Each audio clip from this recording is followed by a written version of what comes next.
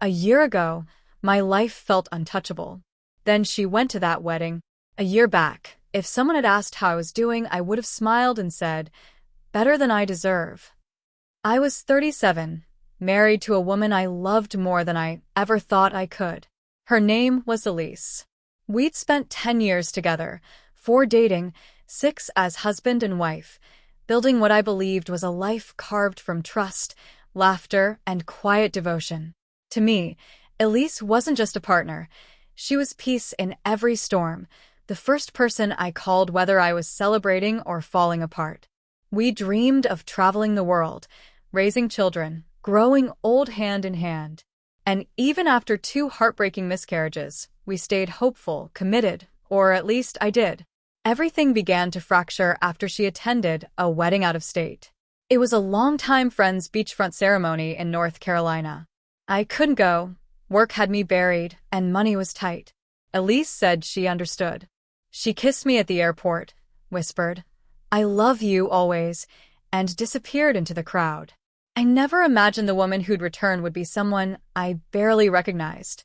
When she came back, everything seemed fine. She was glowing, chatty, full of stories about the ceremony, the ocean breeze, the music. That night, we cooked together, curled up on the couch, and fell asleep in our familiar tangle. I kissed her temple as she slept, unaware that the fabric of our life had already been torn. 3 weeks later, I started feeling off, tired, nauseous, foggy. I blamed stress, but something told me to get checked. When the doctor sat down, his face tight with unease, I knew it wasn't good. "Michael," he said gravely, "you've tested positive for an STD." I laughed, dry, disbelieving. "That's impossible. I'm married. Elise is the only person I've ever been with." He looked me straight in the eye. "Sometimes the people we trust most aren't who we think they are." Those words clung to me like mold. I could barely breathe. I went to another clinic the next day. Same result. That evening, I sat in my car outside our home for almost an hour, staring at the door I'd unlocked for her 1,000 times. I didn't confront her, not yet. I needed to be sure. Her phone always seemed just out of reach, her smile a bit too quick, but nothing solid. Until one night, while she was in the bath, I found it, her handbag slightly open, a prescription bottle tucked beneath a tube of lipstick. Her name on the label. The same medication I'd been prescribed. My throat went dry. I double-checked the drug online to be sure. "Elise," I called out, keeping my tone neutral. "Can you come here for a second?" She patted in, drying her hands, smiling. I held up the bottle. "What's this for?" She blinked, hesitated. "Oh, that's for a friend." She was too embarrassed to get it herself. I laughed, low, bitter. "No. We're both getting tested today." Her face drained of color. You can't make me." "I don't have to," I said quietly. "But I've already tested positive. So either you tell me how that happened, or I'll tell everyone you've lied to, our parents included." Her legs gave out, and she sank to the bed, sobbing. Between gasps, the truth spilled out.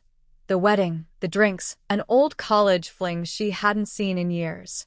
She swore it meant nothing, that she was drunk, that it was only one night. She said she was scared, not of what she'd done, but of losing me. There was no remorse in her voice, only fear of the fallout. I didn't sleep beside her that night. I moved to the guest room. The next morning, while she was out, I called a divorce attorney. No kids. The house was mine. The process began not with rage, but with a numb sort of detachment, like signing a death certificate. But I wasn't finished. Elise was woven deeply into the community, book clubs, charity groups, weekend brunches with friends who adored her. So I sent anonymous notes to the heads of her 3 most precious circles. One simple line: "You might want to ask Elise about what really happened at Natalie's wedding before you trust her again." 2 days later, the divorce papers were served. When I got home, she was on the couch, mascara streaked, hands trembling. "Michael, please don't do this. We can fix it." I looked at her cold. "I'm not destroying you, Elise. I'm freeing myself." She cried. She begged. She even tried to seduce me, but that door was already closed. In the weeks that followed, her perfect image shattered. Friends drifted away. Her volunteer position was revoked. Even the man she'd slept with ghosted her. Her last message came by email. "I've lost everything."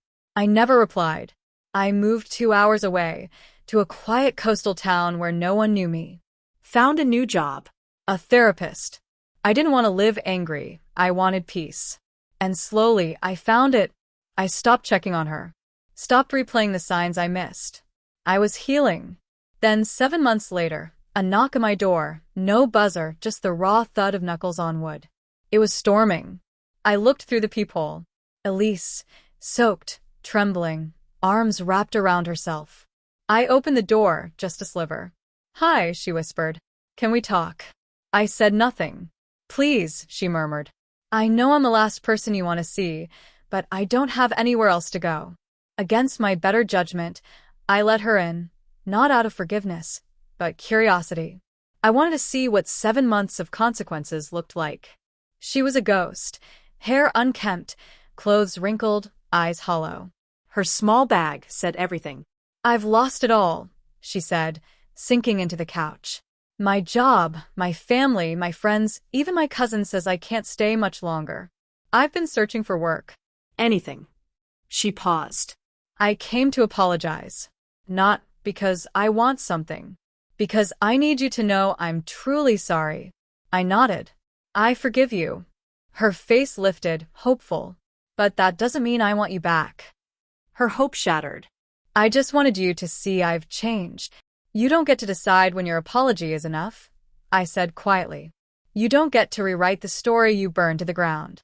Tears streamed down her cheeks. "I'm not asking to come back. I miss you. I miss us." I stood, opened the door. "What we had ended the day you chose someone else, and brought home more than guilt." She didn't move. "I truly loved you," she whispered. I nodded. "I believe you. But love without loyalty is just betrayal wearing perfume." She flinched, then nodded slowly, stepping out into the storm. As the door closed behind her, I felt no anger, only clarity. Elise didn't just lose her husband. She lost the version of herself that knew how to keep something sacred. And I found a version of me I never knew existed. Whole. Unbroken.